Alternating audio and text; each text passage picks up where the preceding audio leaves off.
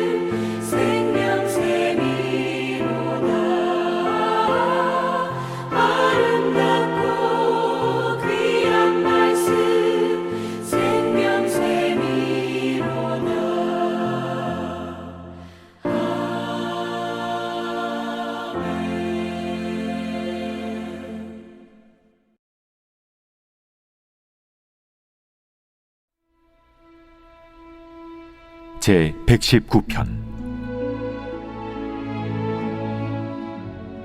행위가 온전하여 여호와의 율법을 따라 행하는 자들은 복이 있으며 여호와의 증거들을 지키고 전심으로 여호와를 구하는 자는 복이 있도다.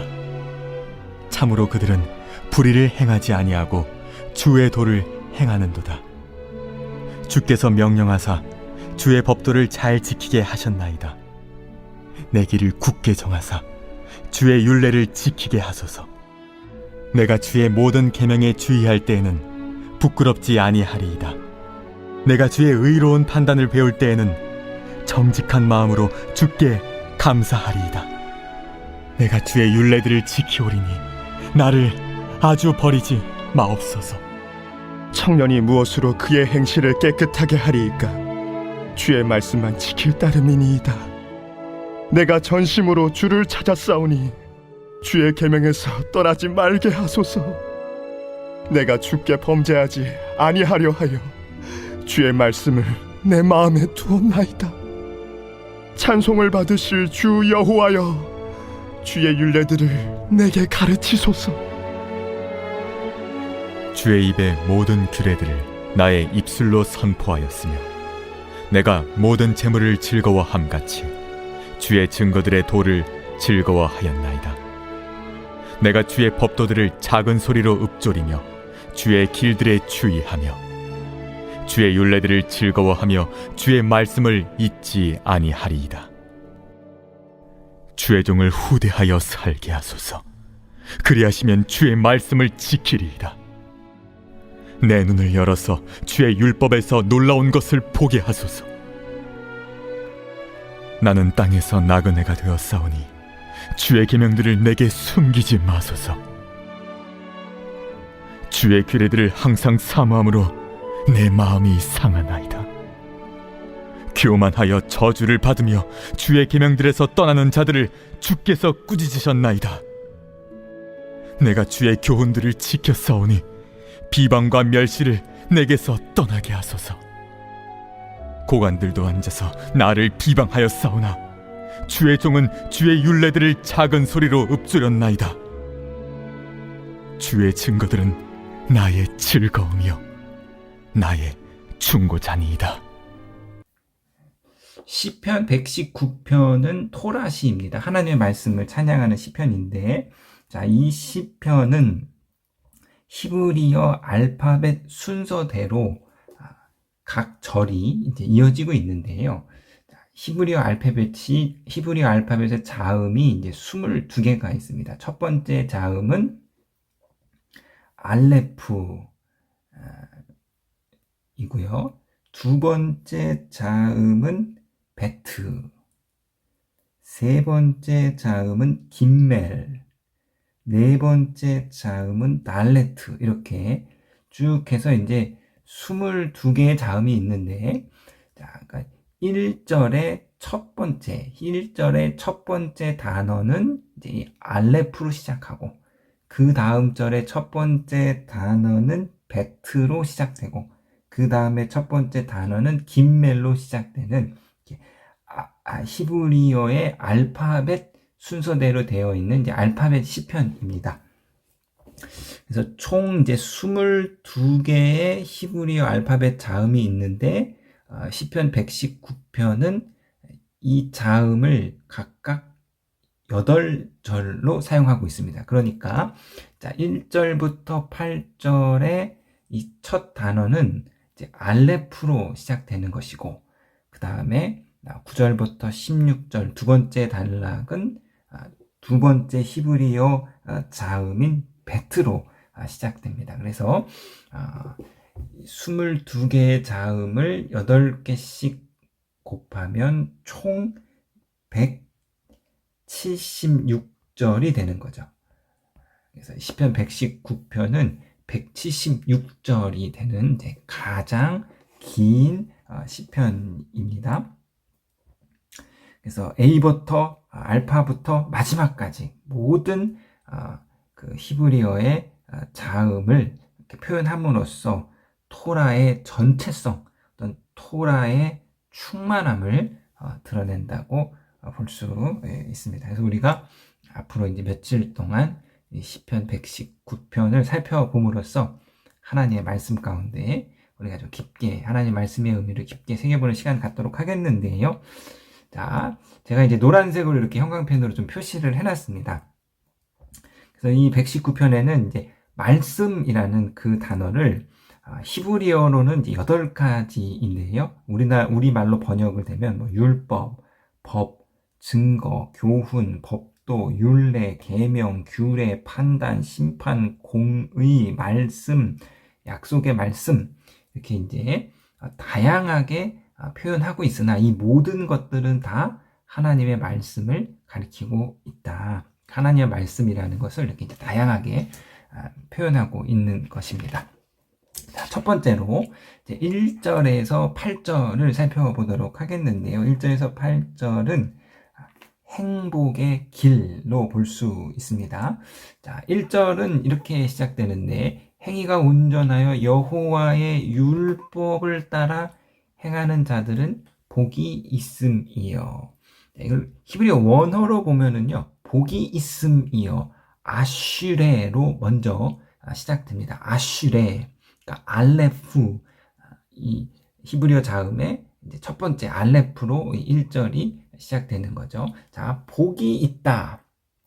예수님께서 말씀하신, 산상수훈에서 말씀하신 지복의 개념인데, 이 복이 있다라는 것을 좀 이렇게 의미를 직역해 보면은요, 행복하다 이런 의미입니다. 행복이라는 의미인 거죠. 자, 오늘날 현대인이 추구하는 종교는 행복교라고 말합니다. 현대인들은 다 누구나 다 행복한 삶을 살기를 원하는 거죠. 행복한 삶, 마음껏 이제 누리고 또 사랑받고 즐기고 이런 행복을 추구하는 것이 이제 현대인들이 추구하는 삶이다, 종교다. 자, 모든 사람이 다 행복을 추구하는데, 그렇다면 성경은 어떠한 삶이 행복한 삶인가? 과연 무엇이 행복한 삶인가? 마음껏 소비하는 것이 행복한 삶인가? 많은 사람한테 사랑을 받는 것이 행복한 삶인가? 무엇이 행복한 삶이라인가? 성서는 이렇게 말하고 있습니다.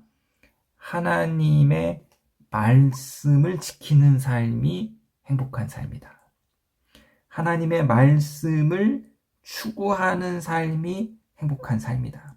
하나님의 말씀을 즐거워하고 그 하나님의 말씀대로 살려고 애쓰는 삶, 말씀 안에 거하는 삶, 그것이 행복한 삶이다 라고 행복에 대해서 우리 가운데 이야기해주고 있습니다.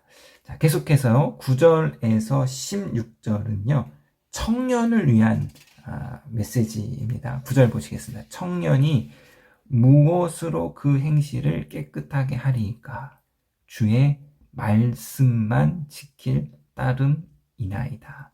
자, 이 청년이라는 이 세대는요, 특별히 많은 죄에 노출되는 시기입니다. 가장 많은 죄의 유혹을 겪는 시기가 이 청년의 때인데, 그 청년의 때에 그 행실을 깨끗하게 지켜주는 보호막, 보호자, 말씀인 거죠. 이처럼 말씀은 죄로부터 인생을 보호하는 수호자가 되고 보호자가 됩니다. 그러니까 그 청년 안에 하나님의 말씀이 많이 풍성히 들어가 있을수록, 그 청년이 하나님의 말씀에 가까이 갈수록, 그 청년이 하나님의 말씀을 진지하게 묵상하고 하나님의 말씀을 진지하게 붙잡으려 할수록 그 청년의 행실이 깨끗한 것이죠. 그래서 무엇이 청년을 깨끗하게 지킬 수 있는가? 수많은 청년의 그 유혹으로부터 지킬 수 있는 것이 무엇이냐? 하나님의 말씀이다. 자, 세 번째 단락 17절부터 24절을 보도록 하겠습니다. 나그네의 계명인데요. 자, 17절 보시면 주의 종을 후대하여 살게 하소서. 그리하시면 주의 말씀을 지키리이다. 내 눈을 열어서 주의 율법에서 놀라운 것을 보게 하소서. 나는 땅에서 나그네가 되었사오니 주의 계명들을 내게 숨기지 마옵소서. 자, 시인은 자신을 나그네라고 표현하고 있습니다. 모든 인생은요, 다 나그네 길을 걸어가는 것이죠. 이 나그네 길을 걸어가면서 때로는 길을 잃어버릴 수도 있고, 때로는 잘못된 길로 갈 수도 있어요. 또 자, 21절에서 24절까지를 보면 대적의 공격이 나옵니다. 나그네 길, 인생의 긴 나그네 길을 걸어가면서 대적의 공격도 받고, 또 길을 잃어버릴 수도 있고 길을 놓칠 수도 있는데 그 시인은 나그네 인생길 가운데 내가 하나님의 말씀을 붙잡겠다.